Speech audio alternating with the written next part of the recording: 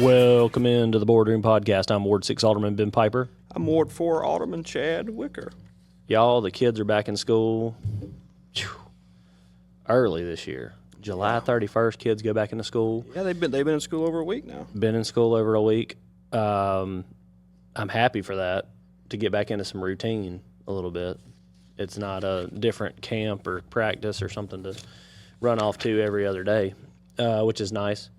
So a little bit more routine we're getting settled into here in Hernando. I think some of the first little sporting events are about to start popping off later in the month. Yeah, we got soccer season starting. Mm-hmm. I think Haifa football is starting up. What else? If you like those Hernando Tigers. Yeah. Me and Chad like them Hernando Tigers now. We like that right. Hernando Tiger football team. They'll have their jamboree at Lake Cormorant coming up on August 22nd, and then the first home game against Overton, I believe, on the 29th. Right, yeah. So hopefully there will be a little bit cooler weather. Maybe they'll catch a break. You never know. Yeah. Well, my son is playing 8th grade football, and they've had to practice, a little bit, and it was warm yesterday for them, I think. So. Yeah, hanging in there though. Yeah. So all the conditioning's getting started. My daughter, they're middle school basketball and all that. They're starting to do their running and conditioning, weightlifting, all this kind of stuff. So it's kind of fun to see them learn to do some new things and get healthy and get in good shape. So it's a good thing. But well, listen, here's the deal. I think it's been talked about a lot, but let's talk about it some more. what's that? Is he talking about something? So we talked about it a little. Did we talk about it during the July podcast? Did we talk about the property tax reassessment? Yeah, we brought in Jeff Fitch. We brought in Jeff Fitch. We talked about it at length. On Tuesday, this past Tuesday, during our regularly scheduled Board of Alderman meeting on August the 5th, the city had planned for discussion of the millage rate for the next year, for the next year's budget. Mm-hmm. So quick refresher, state of Mississippi required county tax assessors across the state to make sure that houses and properties were assessed at 85% of their market value, which caused a sharp increase for many people, not only in Hernando but also across DeSoto County, with a potential tax increase that was going to be coming their way. For example, in Hernando, last year what we gained from millage in terms of revenue was about $8.2 million. That's right. Am I reading that right? $8.2 million. That would be the 24-25 budget cycle. Correct. If let's say we as a city just never changed that millage rate, we would have had $9.83 million. So it's about a $1.63 million increase. Yeah. The city's not able over 20%. The city's not able to do that. The state caps how much revenue you can bring in year over year at 10%, plus whatever natural growth is happening, which I think was around 3%, from what the county had told us. And I think it's important, Ben, to mention that based on this little sheet we have here, last year a mill was worth $201,000. Mm-hmm. With the new property assessment, the assessed value of the city, a mill is now worth $241,300. Mm-hmm. So that's the difference that we're working with there. Everybody's property, mostly the real property, because that's the only thing that was reassessed, is changed. So your house, your home, is worth more money. That's right. So we got a proposed budget from Mayor Johnson, and it was not a fully balanced budget. So we were working on a few things. If you watch the meeting, we discussed potential budget cuts that may have to happen, budget cuts that have already been discussed in committee to move forward. One of the things that was included in that was talked a good bit was $300,000 to purchase a new backup ambulance. Now, this is one of those items that kind of got people a little bit confused because they may not necessarily know how many ambulances the city of Hernando has. So we have 4 ambulances total. That's right. We have one at each fire station and then one backup. Fire chief was asking for essentially a second backup, right, to go into rotation. So this new one would come in, one of the older ones would become one of the new backups. But that has been scrubbed because it is something that costs about $300,000, It's kind of a capital expenditure, and there may just not be space in the budget for it this year. We're going to try. We're going to try to figure it out. But for right now, it's kind of scrubbing some of these larger asks to figure out where we can get the millage rate to. But we talked about some of these things at length.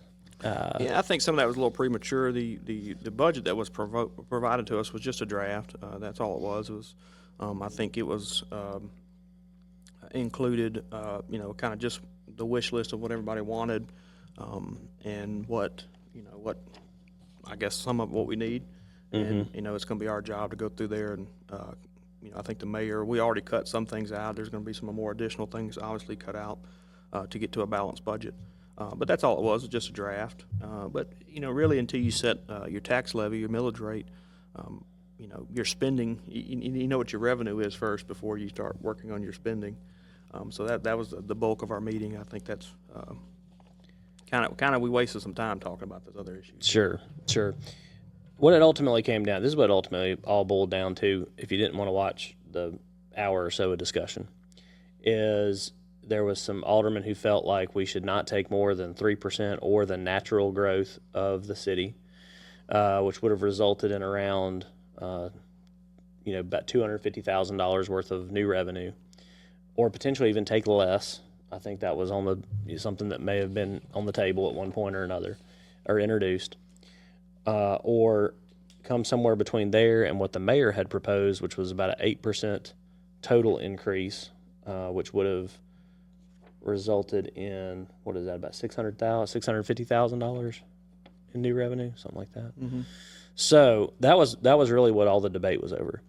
Was about just a few $100,000 more or less. Ultimately, the board voted 4-3 to land at a 5 mil decrease, so going from 40.76 to 35.76, and the city will have around $425,000 in new revenue to work with in this new budget cycle. Just in terms of property tax. Now, there's other things that factor into it, sales tax and some of the other fees and fines and permit fees. The things total like that the total general budget is about $22 million. I think is what's being proposed. It's probably going to be a little less than that, but as you said, 8.6 million of that comes from property taxes or ad valorem taxes, which is various different taxes related to the cars and property and things like that. So there's a whole bunch of numbers. It's a lot of mustardy, fine, granular things up in your head real quick. What does it? Hey, what's this mean, Ben? What's this mean, Chad? For John Q. taxpayer in Hernando. So I think I said it during our meeting. I paid, for our house, $273,000 valuation. That was the new valuation that we got. But my number went, it was going to be $816 a year. And I think with the mayor's proposal is going to be about $1,006. So it's about to be a $190 increase. Instead, it's going to be about $979 instead. So about $163 increase year over year. And so that's what it means for a house of that size. I think you did a great job of really detailing with a chart on the press release you put out with 100,000, 150,000, and so on and so forth, where exactly people can expect to see that increase with a monthly increase. Yeah. Certainly, I would say if you have a mortgage and you know that there's some little bit of increase coming, talk to your mortgage company about how you can put away a little bit more into your escrow. Potentially, so that you don't have any sort of escrow shock, if you will, or a little increased shock that comes with it. Yeah, so it's prorated, so you'll have to pay the 2025 tag or property tax at that rate. So next spring, you'll get an escrow statement, and you got to make sure you're in good shape. One thing I want to go back, Ben, and just there's been obviously some chatter on social media and different labels being put out there. I think it's clear no matter what area, which route we took, right? People's mortgage rates were going to go up. Property tax rates were going to go up on their mortgage. So Correct. I just want to make sure. I don't think anybody on our current board of aldermen was proposing some type of net flat. And tell me if I'm wrong. Where nobody's home insurance, home property taxes were not going to increase at least some. Is that right? That's right. So It was just simply To no that way. point. It was simply no way mathematically to lower the millage to a point where it was going to be a net zero effect.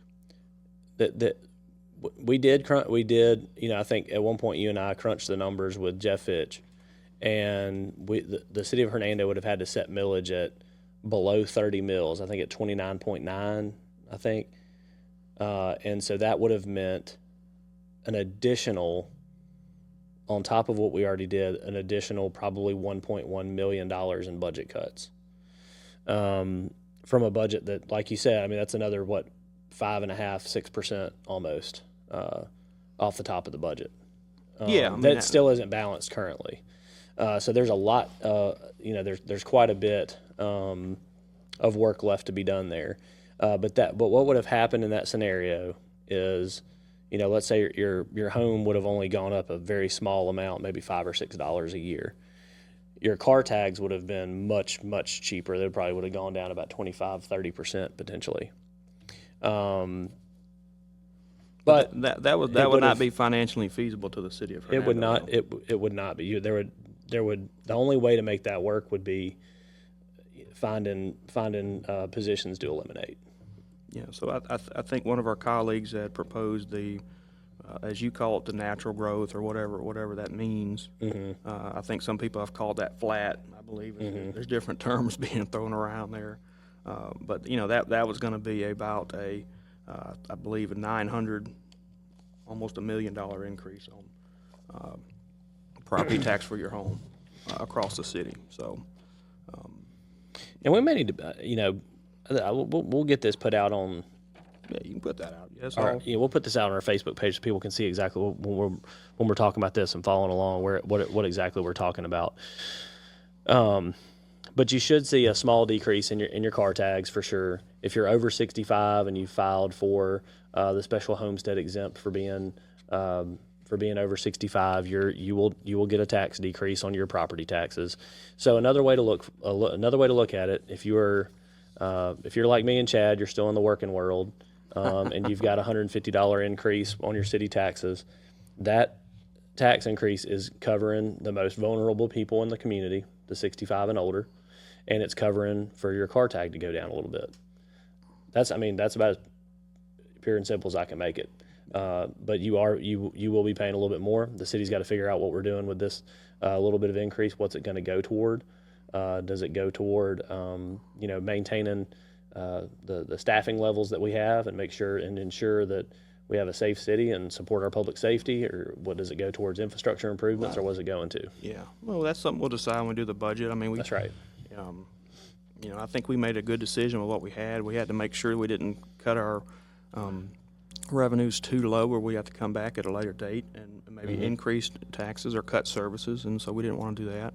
I think we did a very fiscally conservative, good stewards of the taxpayer dollar decision not to do that, to keep everything steady. I don't, you never know what's going to happen, but it'd be very unlikely that we have to raise that rate for any time in the near future. So maybe we can even looking at that, lowering that if we get some of the things we've talked about coming online in the next 2 or 3 years. There's tractor supply and things like that. But anyway, I mean, I think we've beat that. Ben, anything else you want to talk about? I mean, kind of. Yeah, no, I think that's the main headlines there. I know you and I voted differently on it. I will just say that I was, I put it out on, social media. I very simply was just not ready to vote and make a decision on this. I really wanted to have more time to, analyze where exactly our sales tax was going, potentially get one more sales tax check in to see where that was coming in, and maybe look at this at a later date. I still feel like we had time to to look at some of those things. Additionally, to look at what exactly was going to be cut out of there, because if we're setting a millage rate but we're having to cut something that keeps our community safe or gets roads paved or whatever else, it may not be worth looking at that. It may be worth figuring out where exactly we need to be, and what's best for everybody. So let's try to be as conservative as possible. I think that's what people in this community want, but at the same time, they want to save community. Well, I don't think none of us enjoy having to make tough decisions on tax policy or whatever. It's a serious responsibility that affects every household in this city, and that's one thing we hadn't really talked about, I think, on this episode, Ben, but before, if you're 65 and older and you have homestead, so you're actually going to see a reduction in your property tax because your assessed value was frozen at the previous year. So you're going to see pretty good. I don't know how much. I think that's a good, maybe a quarter of the population, maybe something like that. So it's a good bit of the population. So we're just going to continue to make smart, conservative decisions that protect our citizens' wallets and preserve the character and the quality of our city. So that's all we can do. And if somebody wants to take shots at us or take shots at me or whatever, that's fine. That's just part of the job. We're going to move on and keep going. Yeah, I mean, you definitely don't get into this. I don't think either one of us got into this thinking that it was all going to be sunshine and rainbows all the time and people patting you on the back and telling you what a good job you do. A lot of times we do get criticism, and that's part of it, and you get thick skin for it. And you keep on moving. I think that this is just one piece of your property tax puzzle. So I think this, I was told the school board, I think they made a decision last night. I think they lowered theirs 9.97 or something to that effect. So I think that's going to be pretty net neutral for them. And then I think also DeSoto County is going to make their decision on Monday.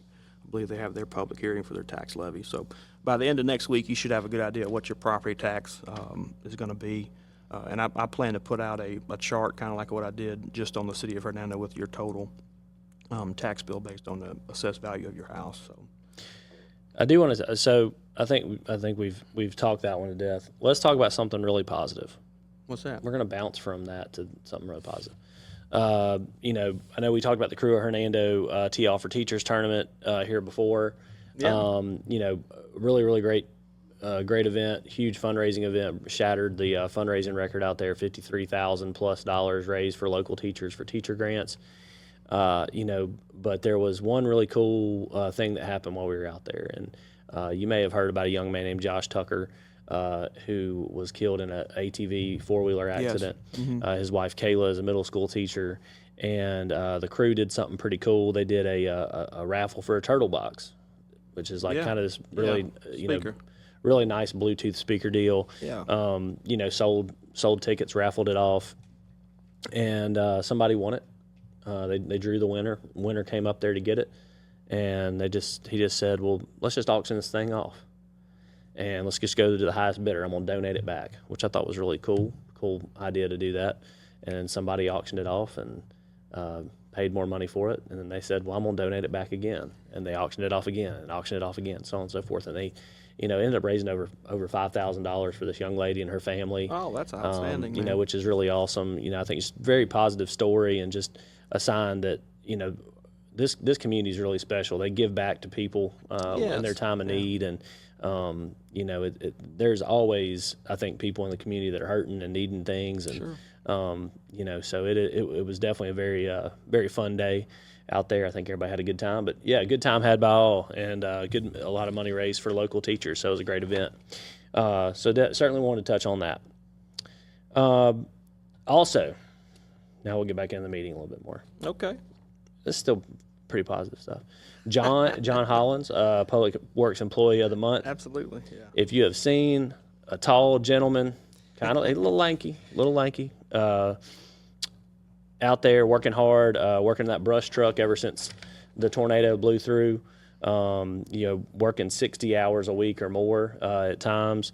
That is him, and so he was awarded the Public Works Employee of the Month for the month of June, just for the amount of time he's put in and just a really positive attitude there. So congratulations to him for that, and just for getting the job done out there. Really awesome. We also had we approved an ordinance committee for this next term. You want to talk a little bit about that? I know you're one of the 3 people that got selected for that committee. Yeah, so I think Alderman McClendon had, and it's something that we have talked about doing for a while, is to look at some of these, most of the ones that get most of the attention is the noise ordinance or the sign ordinance, or things like that we've put in place over the last 4 years. But just really a comprehensive look of all these different ordinances, and maybe make some recommendations to the board to maybe streamline those. I know you have talked on here before, Ben, about maybe streamlining and making them, I can't remember what your little saying is, where somebody can understand it in 60 seconds or whatever. making people a little easier to understand, and not so much word salad and some of those things. And so she made that recommendation, and I think she had kind of picked the members she wanted on it, and so she chose to have me and Alderman Kitchens and Alderman McClendon on there. And so I guess at some point we'll have a meeting. I hadn't heard anything. Sure, yeah. So, just thinking about that, how do we look at ordinances in terms of, this one may be outdated, or maybe there's something that, let's go back and look at, I know this one was controversial at the time, probably not so much now, that smoking ordinance. Yes, right, back in the day, right? Yeah, So that was very controversial at the time. So are all the things that have come along since then included in that ordinance, right? Mm-hmm.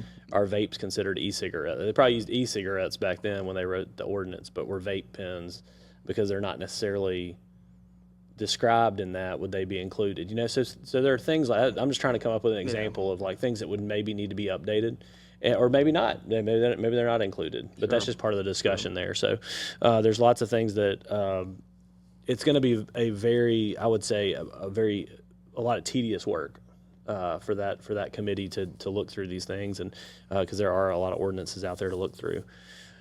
And then we buried the lead. That's like journalism terms for what was like some of the big news. I know the tax levy was one of the big things.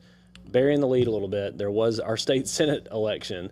Special election. Special election for state senate. Mike McClendon and John Stevenson. Mike McClendon was the incumbent, and he won the state senate election. He won. Not really a whole lot to say. I mean, decisive victory. Won. That district now makes up I don't know how many different precincts in DeSoto County, and then I think 3 in Tate County. Very, very, something I was going to talk about at the end, but just very divisive election, very ugly on both sides. I think there were some shots taken on both sides, and I think it's time just to move on from that, and well, in case maybe try a different type of politics for around here for a while. Yeah, in case you've forgotten, the special election came about because the NAACP sued the state of Mississippi, and there were certain Senate districts that were affected that needed to be reshaped to ensure that you had some minority districts in certain counties. So there's still elections to be had. Yes. That's very important for people to realize that here in Hernando, is that there are still elections to be had, in not only in Hernando, but in other parts of DeSoto County.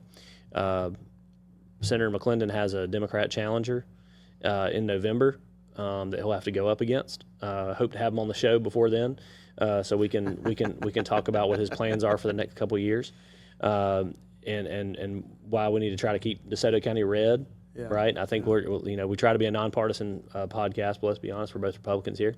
Yeah. Charlie Hoots, South Haven alderman, is a Republican nominee up in that old district that used to be represented by David Parker. And Kendall Pruitt. Kevin Blackwell is the Republican nominee, and so there are still elections to be had in November, but that's why those special elections came about. That's why we ended up in the situation where we did, where I think people got stuff in the mailbox. You got text messages. You got robot calls. You got all kinds of stuff. Different things. Yeah, that, and then they just be a national thing. It just seems like instead of talking about what you're for, you got to talk about what your opponent is against, or something like that. And so maybe we can see some of that change. I think Mike's going to win a re-election pretty easily against whoever the gentleman's name is.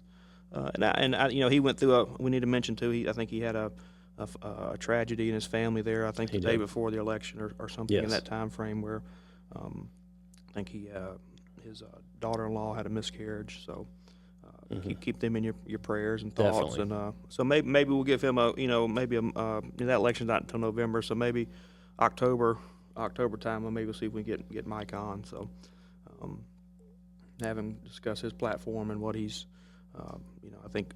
Well, because ultimately, after that November, everybody got plenty of literature, so I think we know what he supports. Yeah, after that November election, within 60 days, you're getting sworn in Jackson again.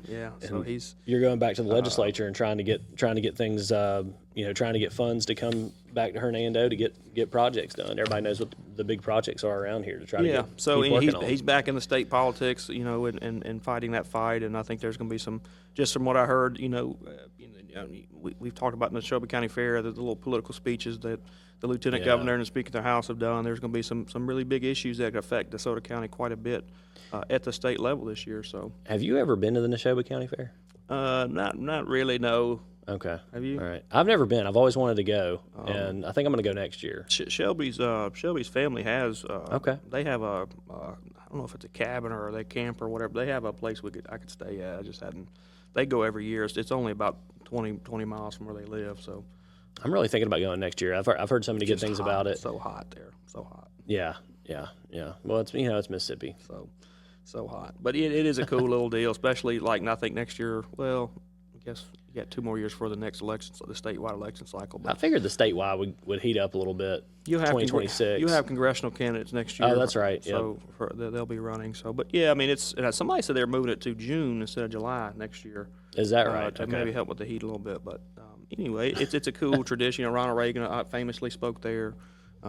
Donald Trump Jr. was there, I think, last year. Really? Okay. So they've had some big people there. It's a cool deal, especially if you like politics. And that's just one day of it. They have the fair lasts a whole week, and so there's they have concerts and there's horse racing and all kinds of different activities. Choctaw Indians have a big presence in Philadelphia, and so they have different events with them, and I think they have a big flea market thing, and so.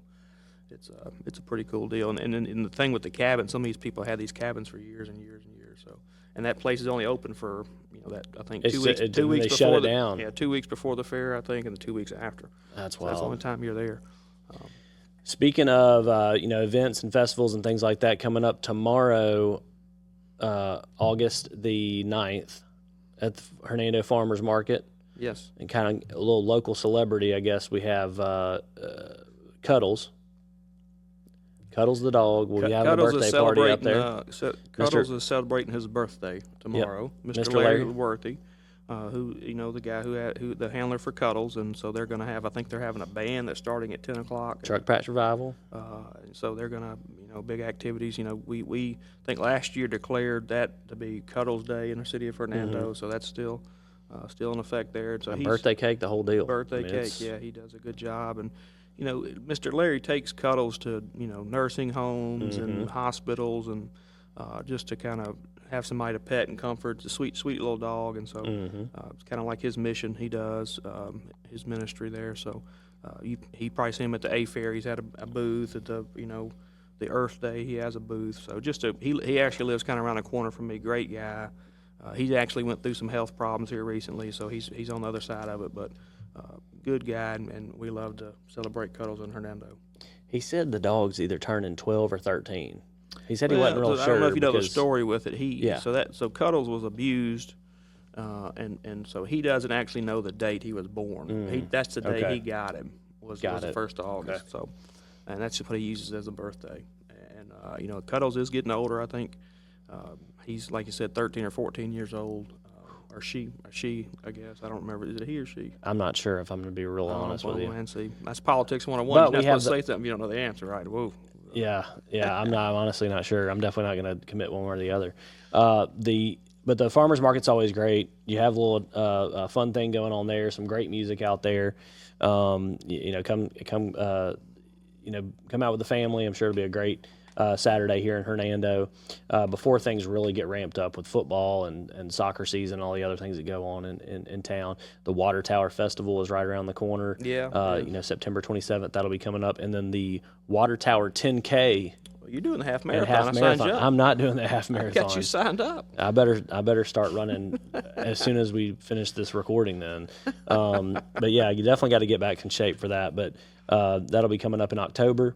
So there's a lot of great events coming up in Hernando. We got a lot of good stuff going on. This continues to be just such an awesome community. I mean, just a great place to live, work, and play, and have a family here. So, we just appreciate y'all listening. We appreciate y'all. And all y'all support over the years. I want to encourage, like again, there's been some social media posts and different things said. Come to a meeting and see what's going on. Reach out to us. I think our cell phones are out there, or you can message us on Facebook, and I'll be happy to explain why we made a decision and the rationale behind it. We try to be as transparent as possible. That's the whole purpose of this podcast, and so I'll be happy to show you the numbers and come and let you know why I made the decision I did. And if you don't agree with it, that's fine. But at the end of the day, we can go, have a beer or something, hang out. But it ain't gonna change what happened. So. Yeah, that's right. That's right. Well, it's been fun having this podcast to be able to give people a little more transparency, a little more look behind, why exactly we make the decisions that we do, and what's going on in the community. This is, I think, the first one we've recorded that I can remember, Ben. When we had different sides of maybe a controversial issue. I think. I don't know. I think we've had a few of those. I think you forget. I think you forget about them. We don't affect share a you. brain. No, we do not share a brain. Are you sure? We don't share a brain. We definitely do not. That would be a really good excuse for me to use my wife and be like, "This is why I forgot something, because Chad was using the brain for a little while. So sorry about that." But yeah, we definitely do not share a brain at all. But I try not to take this stuff personal, and so again. I think we made the best decision what we did with the tax and millage rate, and I think there's been some people who maybe don't agree with that position. That's fine. Well, we really, I think it's really going to come down to what do we prioritize, in the next budget. Are we very conscious and diligent with prioritizing what the needs of the community are? One thing that the mayor brought up at the meeting is, I guess, inflation is up 20-something%, I think, from 2021. That's basically what he said. Mm-hmm. Or not 20%, but the expenses are up 20% because everything costs more. And so we had expenses with the PERS increase. I'm trying to get exactly the dollar figure on that, but there was a percentage change there. I think it's 6-figure increase, and so things are just costing more. This city is growing.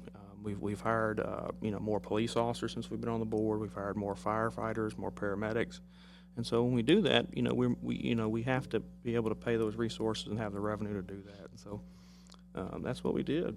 And people can call it that we raised taxes or whatever. I disagree. I think that's just semantics.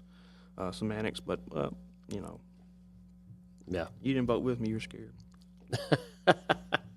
I did not want to be rushed. I mean, that was the big thing. I think it was such and really it was just such a, it was the first year we've ever had something like this going on, right? Yeah, this is very, very unique. I mean, very, very unique situation. It's very complicated. It's convoluted. It's hard to explain to people. It's hard to explain, and unfortunately, some people would rather make a political issue out of something and actually do what's best for the city. Mm-hmm. And that's my position. If you want to let me sit down and explain it to you, I'd be happy to do so. Yeah, I think one of the biggest things that there are unknowns out there every year at budget time. Everything's a projection. It's numbers on a page, right? So what you're trying to do is we're trying to balance and work within a margin that won't cause things to go extremely sideways. And so that's why sometimes. Trust me, I get it. When you're doing your household budget, there's no margin that you just say, oh, well, let's just make it 5% more. You can't just do that. So it is convenient to be able to do that for sure. Well, we didn't really talk much about the budget, but like the Gale Center needs a new roof. That's and if we do the HVAC that it needs, that's a $250,000 project. Mm-hmm. The dispatch center, $300,000. Ambulance, $300,000. The PERS increase I talked about. There's just a lot of expenses that we need to do, and we just have to make what's the best decision. We have our employees. Do we give them some type of raise to match inflation? Mm-hmm. Do we add another police officer? Do we add a assistant director for the Parks Department? There's all kinds of things that we have to decide to do, and it's going to be some very tough decisions coming forward with our budget because we don't have unlimited revenue. So at least we know what our revenue is going to be now, or projected. So. Yeah, I definitely looking towards DC. It would be nice to just be able to print more money and. Yeah, and I think there were some comments I've seen that how are you going to balance the budget? By law, we have to balance the budget by September 15th. September 15th, and we're going to do that. I think we're going to be probably at our next meeting. We'll be really close. I think. Yeah, I would assume that at our September the 2nd or 3rd. Mm-hmm. the first Tuesday in September, yeah, we'll we'll most probably- likely be voting on a budget at that We'll be time. adopting a budget and then move on to the next issue. There's always the next thing coming up. So The ordinance committee may have something for us. You never know. you better stop. You never know. You never know. There may be some amendments we need to pass. What But else? What else you got, man? that's the big things going on right now, y'all. I'm telling you, Hernando continues to be a great place to live, and I've said that before. But football season, once it starts and once things cool off here, it really becomes kind of one of those towns that looks like a Hallmark movie when all the leaves start changing and all the stuff starts happening in the fall. Well, in a couple of weeks, so I have a trip planned to Denver.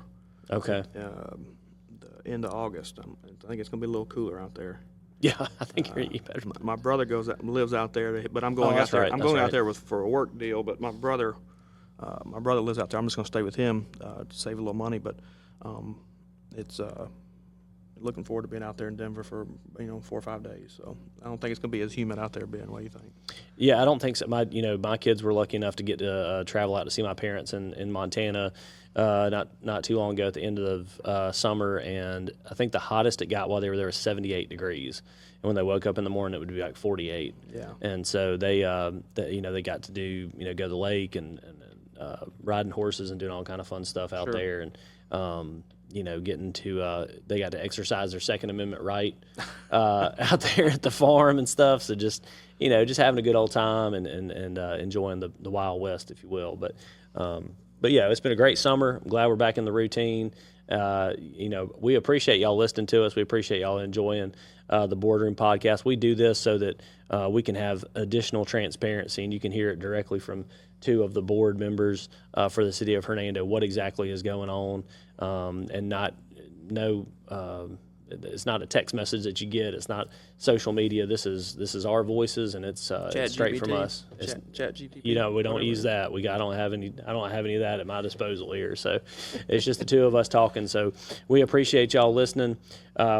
We will be back here after our next Board of Alderman meeting. I would say probably sometime around the 21st or 22nd, something like that. Yeah, something like that. We'll have another episode dropping, and we'll talk more about the City of Hernando budget as we continue to work on it. Chad, that's what we got for today. Yeah, things are pretty cover a lot there. So I'm Ward 4 Alderman Chad Wicker. I'm Ward 6 Alderman Ben Piper. Thank you so much for listening. Everybody's waiting on